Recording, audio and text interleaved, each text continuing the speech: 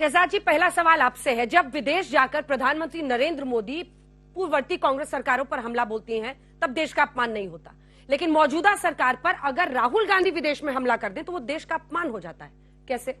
ये तो मैंने कहा ही नहीं। देखिए, नकारात्मकता के गर्द में जो फंसे हुए और मोदी विरोध में धंसे हुए, उनको पूरा अधिकार है कि वो मोदी जी को देश में भी बोलते हैं कब्र खुदेगी मोदी की, वो बाहर जाकर भी अपशब्द बोलते हैं, उसमें कोई समस्या नहीं है। समस्या इस बात की है कि 4 बातें राहुल गांधी जी ने बोली आज। राहुल गांधी जी ने प्रथम बोला कि सारे इंस्ट्रूमेंट डेमोक्रेसी के वो भाजपा आरएसएस कंट्रोल करती है। अब मैं, हमारे बड़े भाई आलोक आए हैं, उसके हर डिबेट को मैं सुनता हूं, उनकी हर डिबेट को हर बार अंजना जी को सुनाते हैं, हिमाचल कर्नाटका जीताना, हिमाचल कर्नाटका जीताना। अब बताइए, अगर इंस्ट्रूमेंट ऑफ डेमोक्रेसी हमारे हाथ में था तो क्या हिमाचल और कर्नाटक में इनके हाथ में था? या डेमोक्रेसी में केवल कंडीशनल कमिटमेंट है? दूसरी बात, मैं ये कह रहा हूं कि आज उन्होंने कहा है कि एजेंसीज का मिसयूज होता है। आदरणीय सुप्रीम कोर्ट ने 14 पार्टीज की याचिका इसी विषय पर खारिज की, और आलोक जी तो उन व्यक्तियों में शामिल है जिन्होंने मनीष सिसोदिया के ऊपर जब कार्रवाई हुई तो उन्होंने कहा बहुत अच्छी कार्रवाई हुई, 1 नंबर का भ्रष्टाचारी है। अब वहां पर जाकर आप देश के बारे में दूसरी बात कहते हैं, सुप्रीम कोर्ट के बारे में दूसरी बात कहते हैं। तीसरी बात इन्होंने कही, देखिए, जब भारत का पूरी दुनिया में बज रहा है डंका,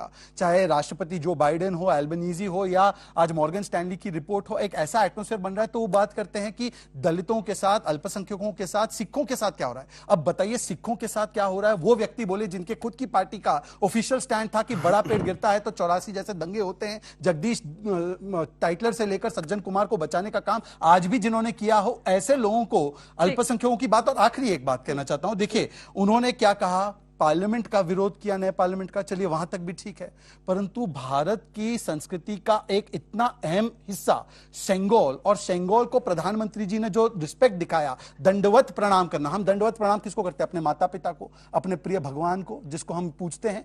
ऐसे दंडवत प्रणाम को लाई कहना, यू आर लाइंग, मैं भी लाई कर सकता हूं, आई डिड नॉट लाई, मतलब कि ये रोम संस्कृति में पले बड़े व्यक्ति, ये वही है जो राम संस्कृति और हमारी भारत की संस्कृति को नहीं समझ पाते हैं, इसलिए गुलामी के चिन्हों का बचाव करते रहते हैं। जब औरंगजेब रोड का नाम एपीजे अब्दुल कलाम हो तो विरोध हो जाता है, राजपथ का नाम कर्तव्य पथ हो, विरोध हो जाता है, पंचम की मूर्ति हटाकर नेताजी की मूर्ति लगती है, विरोध हो जाता है, मुगल गार्डन बिल्कुल किया विरोध, गए एक बार भी वहां पर फूल लगाने के लिए, एक बार भी गए? पूछ लीजिए, सरदार पटेल की मूर्ति पर गए हो तो बता दीजिए। अरे अमृत उद्यान भी बना है, अमृत उद्यान ही चले गए। आलोक जी, अंततः चुनाव तो देश में ही लड़ना होगा और यहां पर मोदी की लोकप्रियता से राहुल गांधी को टक्कर लेनी होगी।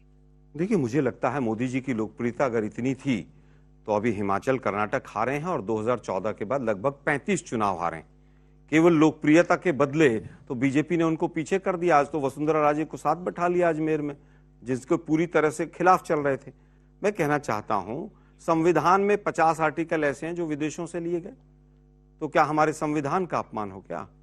मैं समझता हूं कहीं से भी कोई चीज अच्छी है वो लेनी चाहिए, सीखनी चाहिए, लेकिन आज जब हमारे देश के अंदर संविधान बन गया तो आप संगोल के सामने लेटें, फलाने के सामने लेटें, और दूसरी तरफ हमारी जो पहलवान बेटियां हैं उनके साथ पुलिस बर्बरता करे, तो ये संगोल का क्या आचार डालेंगे हम?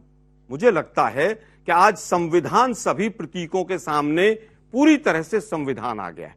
आज हमारी आईपीसी की धाराएं हैं, तमाम चीजें, उस पर देश चलना चाहिए। प्रतीक तो 500 है, और अगर इसी प्रतीक पर देश चल रहा था तो मोदी साहब आप क्या 9 साल से पकौड़े तल रहे थे? 9 साल से क्यों नहीं उसको बगल में ऐसे करके संगोल को लेकर क्यों नहीं बैठे आप संसद में? बैठना चाहिए था। तो क्या अटल बिहारी वाजपेयी ने संगोल को याद नहीं किया तो अटल बिहारी वाजपेयी क्या हिंदू विरोधी हो गए थे? क्या तर्क देते हैं आप? आज के मुद्दों पर बात करें आप। जो बातें आज अभी अजमेर में मोदी साहब ने थोड़ी देर पहले कही हैं, शहजाद भाई नकारात्मकता की बात कर रहे थे, वो तो पूरा का पूरा नकारात्मक भाषण अभी अजमेर में दिया है। कांग्रेस ने ये कर दिया, कांग्रेस ने वो कर दिया, कांग्रेस की विधवा और खूनी पंजा, और मोदी साहब ने क्या क्या नहीं बोला। देश के प्रधानमंत्री विदेश में जाकर कहते हैं कि 1914 से पहले जिसका हिंदुस्तान में जन्म होता था उसको शर्म आती। ये देश के प्रधानमंत्री कहते हैं। मतलब हमारे जितने पूर्वज रहे, हम भी 2014 से पहले हमारा जन्म हुआ, क्या हमको सबको शर्म आती थी? नोटबंदी हुई, जापान में जाकर कह रहे हैं कि देखिए नोटबंदी हो गई, लड़की की शादी है, पैसे नहीं है। क्या मतलब लड़की के सारे बाप भ्रष्ट थे, उनके पास पैसे नहीं है? मैं आज उन स्टेटमेंट्स पर नहीं जाना चाहता। मैं केवल ये कहना चाहता हूं कि बीजेपी ना तो हमारी संस्कृति को और ना हमारे देश को इतना छुई मुई ना समझे। और देश देश होता है, अगर मोदी जी की खिलाफत की जाती है तो देश की खिलाफत नहीं, मोदी जी की नीतियों का अगर विरोध किया जाता है तो देश का अपमान नहीं होता है।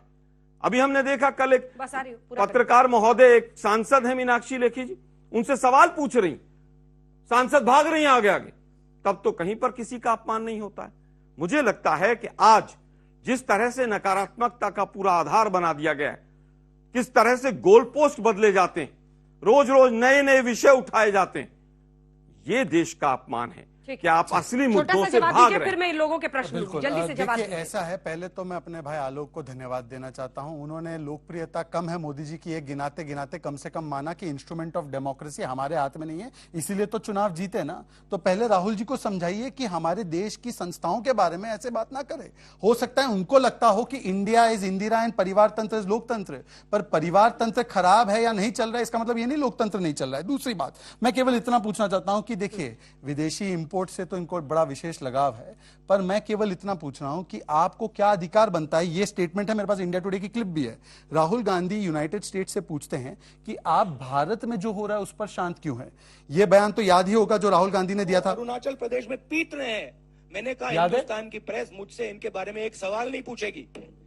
सच था, सच था। सेना, हमारे सेना के जवान पीटे जा रहे। अरे आप मोदी जी से विरोध करते करते देश की संस्थाओं पर, कभी देश के सेना पर सवाल खड़े कर देते हैं, ये हमारी आपत्ति है। और सेंगोल को भी उन्होंने कहा कि सेंगोल के विषय में जिस प्रकार की शब्दावली, मैं पूछना चाहता हूं क्या जब जवाहरलाल नेहरू ने सेंगोल को स्वीकारा था तब वो उसका अचार डाल रहे थे क्या, और उसको वॉकिंग स्टिक बना दिया, और यही मानसिकता और प्रवृत्ति रही। इसीलिए आज जब उस सेंगोल को, इस पावन पवित्र राजदंड और हमारे देश के धर्मदंड को एक अधिकार, उसका प्रॉपर स्थान मिला है, इसीलिए आप बौखलाए हुए हैं। कोई ताबूत से तुलना करता है, और दिग्विजय सिंह ने तो सोमालिया की एक बिल्डिंग से पार्लियामेंट की तुलना की है। जाके तो उसी संसद भवन में बैठेंगे ना सर, ऐसे गुस्साए हुए फूफा जी की तरह सबने उसका ये कर दिया, पर क्या मतलब है सर? मैंने सीधा सीधा सवाल पूछा, अगर सेंगोल ही सब कुछ था तो 9 साल से क्यों नहीं वो था? नए संसद भवन की बात हो रही है, सेंगोल को छोड़िए ना, सेंगोल पे 1 घंटा निकल जाएगा। संसद नहीं बनती तो सेंगोल जीरो था, उसको छोड़िए ना, आप नहीं, आप संसद पे तो बताइए बात ना कीजिए भाई, आप बार बार पूछ रहे हैं मेरे से।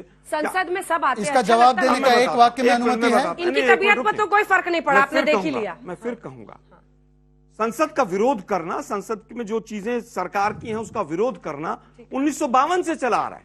2.5 महीने तक 2G पर किस तरह से संसद का बहिष्कार हुआ, क्या उसके बाद बीजेपी के सांसद नहीं गए? क्या मोदी जी ने उसी संसद में जाकर वहां पर कामकाज नहीं किया? तो मैं कहता हूं ये सवाल गलत है। दूसरी चीज, बार बार जो कहा जाता है, मोदी जी ने तो यहां तक कहा कि छोटा सा व्यापारी जो है वो भी ज्यादा बड़ा रिस्क लेता है। अरे सवाल आप पर है। हमारे अगर चाइना बॉर्डर पे 20 जवान शहीद हुए, उसके लिए जिम्मेदार कौन है? क्या विपक्ष जिम्मेदार है? अगर पुलवामा हुआ और आपके ही वहां के गवर्नर कह रहे हैं कि उसमें सरकार की भूमिका रही कि हमने मदद नहीं की उनकी, तो क्या उसके लिए विपक्ष जिम्मेदार है? उसका सवाल का उत्तर नहीं देंगे, इधर उधर घुमाएंगे।